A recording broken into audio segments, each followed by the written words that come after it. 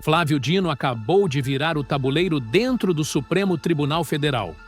E o que ele fez, na frente de todos, sem hesitar, é o tipo de coisa que raramente acontece dentro daquela corte. O ministro André Mendonça tinha acabado de sustentar com todas as letras que chamar um político de ladrão é uma questão de opinião.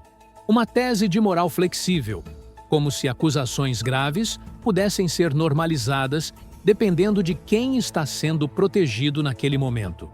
Como se o patrimônio de reputação de um servidor público não valesse nada diante de uma narrativa conveniente. Dino não deixou passar, sem rodeio, sem diplomacia calculada para não criar atrito, com a clareza de quem sabe exatamente o que está dizendo e por que aquele era o momento de dizer. Para mim é uma ofensa gravíssima. Eu não admito que ninguém me chame de ladrão. O que ele disse depois é o que você precisa entender para compreender o tamanho do que acabou de acontecer. A tese da moral flexível, segundo Dino, não é apenas juridicamente equivocada. Ela é socialmente perigosa. Porque quando você normaliza a ideia de que acusar alguém de crime sem prova é apenas opinião, você está degradando o serviço público, desmoralizando o Estado e abrindo caminho para que qualquer pessoa possa ser destruída por uma narrativa sem fundamento. Como aconteceu com tantos ao longo dos últimos anos nesse país. Isso não foi uma divergência técnica entre ministros. Foi uma ruptura dentro da própria corte. Um sinal de que a tentativa de blindar certas narrativas da direita dentro do STF tem um limite, e esse limite foi testado ao vivo, na frente de todo o Brasil. Fica comigo até o final, porque o que vem nas próximas partes muda completamente a leitura do que está acontecendo com a candidatura de Flávio Bolsonaro e com o futuro de Sérgio Moro.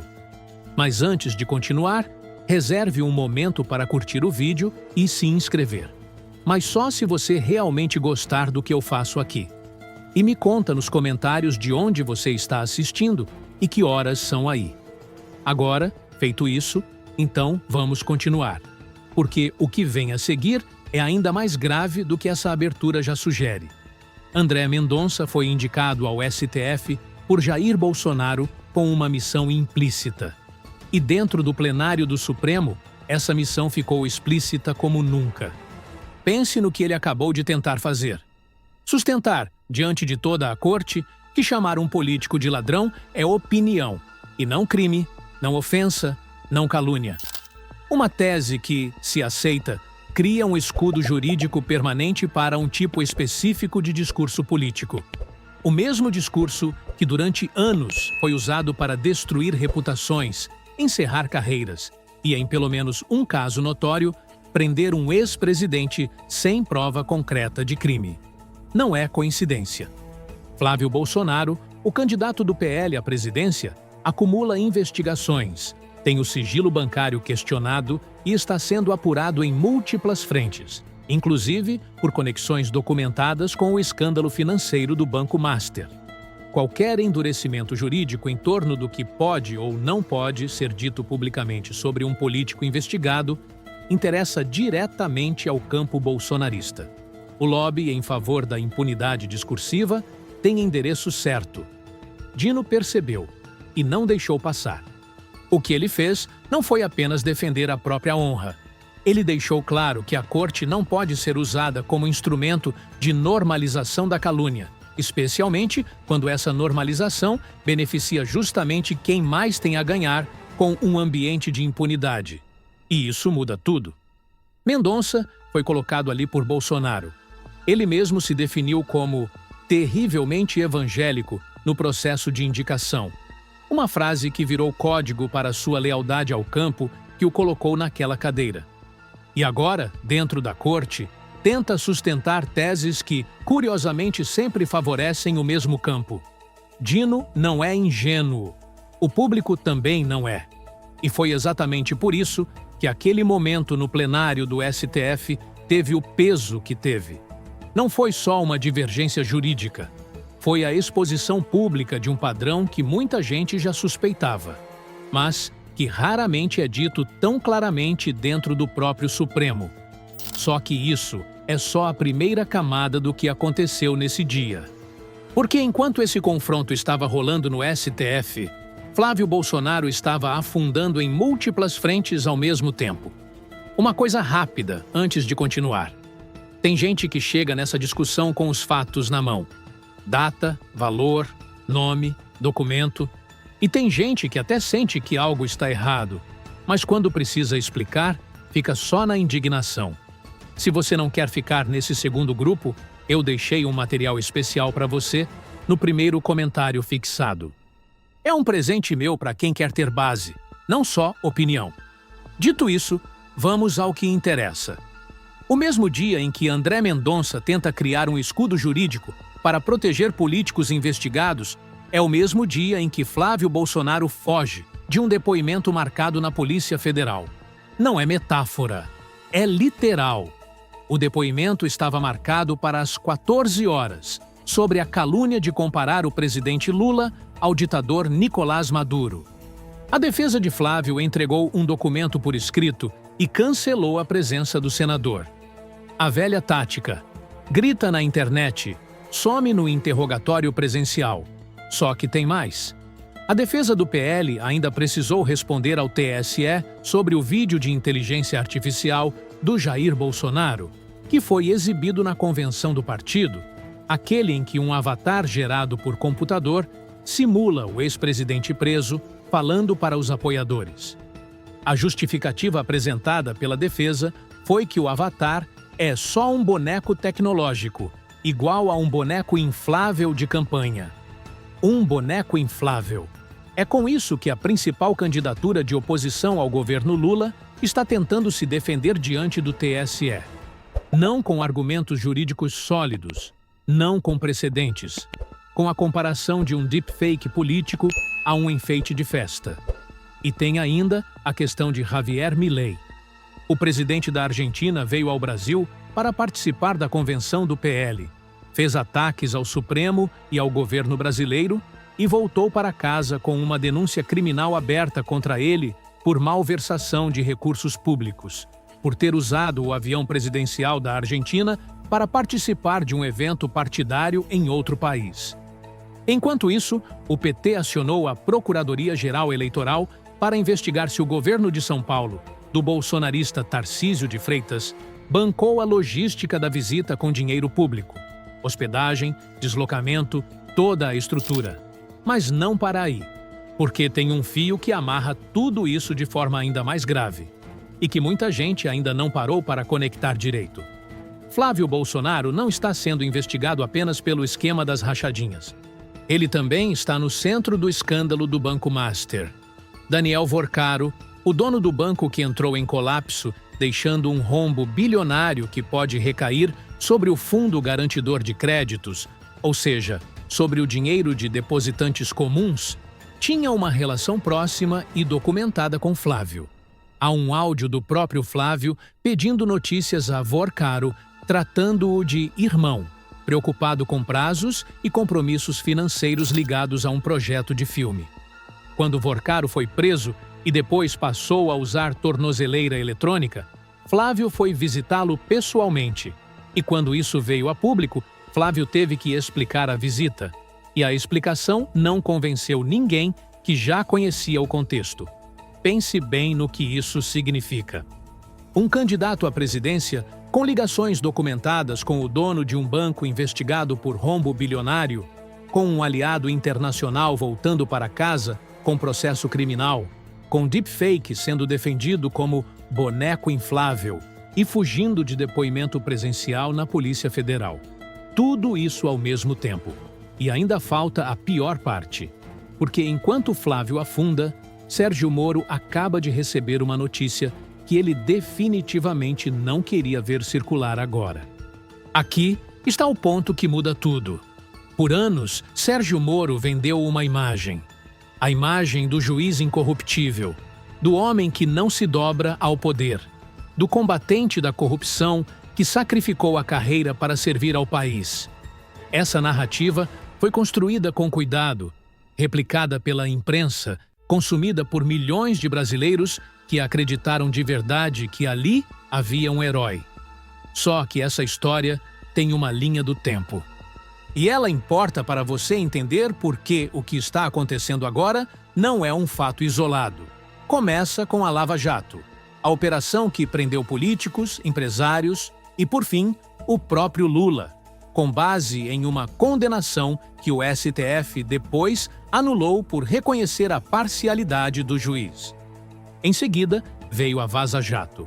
O vazamento das conversas entre Moro e os procuradores que expôs, em mensagens reais, a coordenação entre acusação e julgamento, a preferência por ministros do STF e a estratégia deliberada de prejudicar Lula eleitoralmente.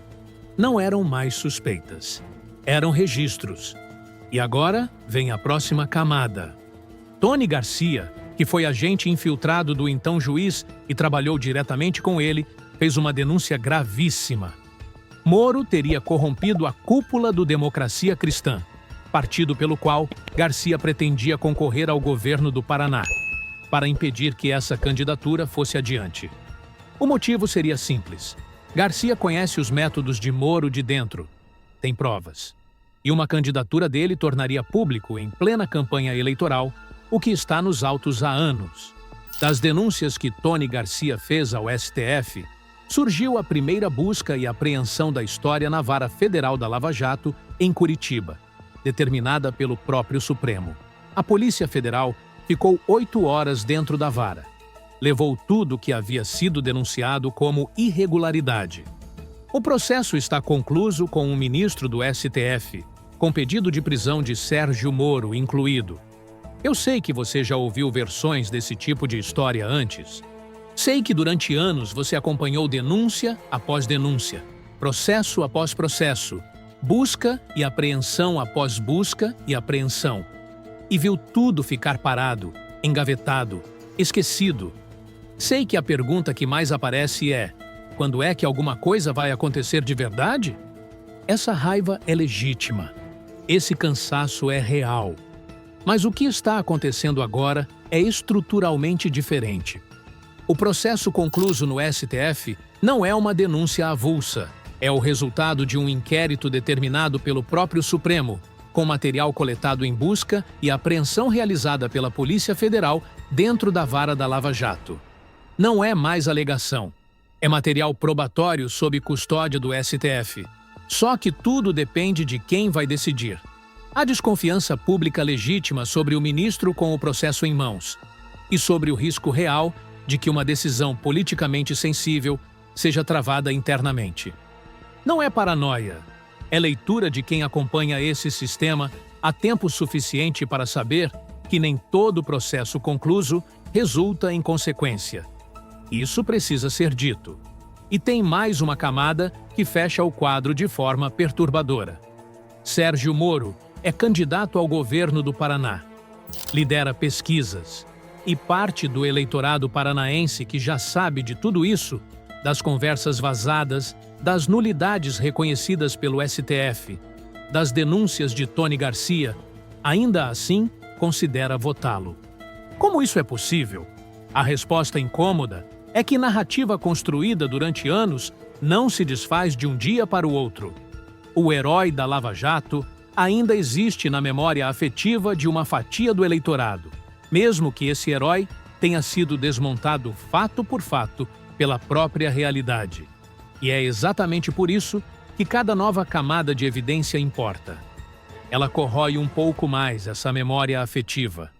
Não de uma vez, mas sem parar. Esse canal não tem partido, não tem corporação e não tem grupo financeiro por trás. O que existe aqui é análise independente.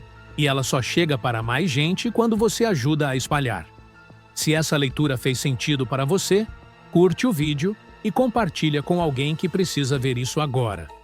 O homem que prendeu um presidente da República está, segundo informações públicas disponíveis e denúncias formalizadas, com um pedido de prisão concluso no STF. O mesmo sistema judiciário que ele usou como instrumento de poder agora pode ser o instrumento que o alcança. Isso não é vingança. É o funcionamento tardio, mas real, das instituições. Moro não está apenas sendo investigado por parcialidade. está sendo investigado por corrupção, por usar dinheiro para comprar silêncio político, pelos mesmos métodos que ele dizia combater. Se isso se confirmar na justiça, não é só a carreira de Moro que colapsa. É a narrativa inteira da Lava Jato que precisa ser revisitada com olhos completamente diferentes. E enquanto tudo isso acontecia no Brasil, lá fora, a tentativa de pressão internacional sobre o país também começou a mostrar seus limites. Só um lembrete rápido. O presente que eu deixei para você no primeiro comentário fixado complementa direto o que estamos vendo agora. Quem já pegou entendeu por que faz diferença ter tudo organizado antes da próxima conversa sobre esse assunto. Bom, seguindo. Donald Trump renovou o estado de emergência nacional dos Estados Unidos contra o Brasil. O motivo alegado pela Casa Branca é uma suposta perseguição política contra Jair Bolsonaro e seus aliados, além de ataques ao STF e ao ministro Alexandre de Moraes. À primeira vista, soa grave, e era exatamente para soar assim, para o fã-clube bolsonarista no Brasil consumir com indignação e espalhar como prova de que o mundo estaria do lado deles. Só que a realidade é mais prosaica do que o espetáculo sugere. Essa renovação não cria nenhuma sanção nova. O tarifaço de 40% que Trump tentou impor ao Brasil, usando essa mesma lei de emergência, foi derrubado pela própria Suprema Corte dos Estados Unidos. Na prática, as tarifas que estão valendo hoje vêm de outras legislações americanas, e o governo Lula já acionou a Organização Mundial do Comércio contra elas. A emergência de Trump é, na essência, uma carta para o fã-clube. Uma performance de solidariedade que não tem capacidade real de mudar nada no tabuleiro. E enquanto Trump fazia barulho nas redes, o presidente Xi Jinping ligou para Lula. Os dois líderes confirmaram oficialmente que vão acelerar as negociações de um acordo comercial entre o Mercosul e a China. Um movimento bilionário que coloca o Brasil no centro de uma das mais importantes articulações comerciais do século. Não como satélite de nenhuma potência, como parceiro estratégico. O contraste não poderia ser mais claro, e ele se revela sozinho quando você coloca os dois cenários lado a lado no mesmo dia. Enquanto Flávio Bolsonaro convocava Milei e Trump para fazer barulho no Brasil e acumulava processos criminais, fugia de depoimento na Polícia Federal e tentava justificar deepfakes com analogia de balão de festa, Lula fechava acordos bilionários com a segunda maior economia do mundo, respondia à pressão externa com diplomacia e posicionava o Brasil como nação soberana no cenário global. Um governa, o outro performa. Milei voltou para a Argentina com processo criminal aberto. Trump renovou uma emergência que não muda nada de concreto. E Flávio Bolsonaro terminou o dia com mais problemas do que começou, sem ter respondido a nenhum deles de forma direta. O cerco está fechando. E não de uma vez, em camadas, uma por uma. Vamos colocar tudo isso junto e ver o que aparece. Em um ciclo curtíssimo de acontecimentos que se sobrepõem, a extrema-direita brasileira e seus aliados internacionais acumularam o seguinte: Mendonça foi publicamente corrigido por Dino dentro do próprio STF, com a tese da moral flexível exposta como o que ela realmente é. Um escudo para proteger investigados e blindar o patrimônio político da extrema-direita. Flávio Bolsonaro fugiu de depoimento na Polícia Federal. Teve sua candidatura envergonhada pela justificativa do boneco inflável no TSE, acumula ligações documentadas com o escândalo bilionário do Banco Master e viu seu aliado internacional Milei sair do Brasil direto para um processo criminal na Argentina. Sérgio Moro, o ex-juiz que se apresentou ao Brasil como símbolo da luta contra a corrupção, está com denúncias de corrupção ativa acumuladas, processo concluso no STF e pedido de prisão aguardando decisão. Trump fez barulho sem consequência real, e o governo Lula fechou um acordo estratégico com a China enquanto tudo isso acontecia. Isso não é uma série de coincidências. É o retrato de um campo político que construiu sua força sobre uma narrativa, a narrativa do combate à corrupção, da moralidade pública, da superioridade ética e que agora vê essa narrativa desmoronar peça por peça, fato por fato. A moral da história é esta: quem viveu de acusar os outros sem prova está sendo alcançado pelas provas que o próprio sistema foi acumulando. Devagar, mas sem parar.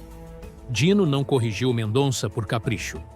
Ele disse em voz alta, dentro do Supremo, o que as instituições democráticas precisam defender: que acusação sem prova não é opinião, é crime.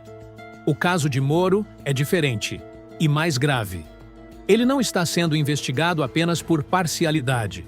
Está sendo investigado por usar os mesmos métodos que dizia combater: corrupção, influência financeira e compra de silêncio político. Se isso se confirmar, não é só uma carreira que colapsa. É uma narrativa inteira que precisa ser reescrita. E Flávio Bolsonaro não está apenas perdendo batalhas políticas. Está acumulando frentes abertas que não consegue fechar. E que, somadas, constroem um quadro cada vez mais difícil de sustentar em uma campanha presidencial. E essa história não termina aqui. O processo de Moro no STF está concluso. A decisão pode sair a qualquer momento. A investigação sobre o financiamento da visita de Milei ao Brasil ainda está em curso. O TSE ainda vai se pronunciar sobre o vídeo de inteligência artificial. E Flávio Bolsonaro ainda vai precisar responder, de verdade, não por escrito, as questões que está tentando evitar. Isso é só o começo do que está por vir.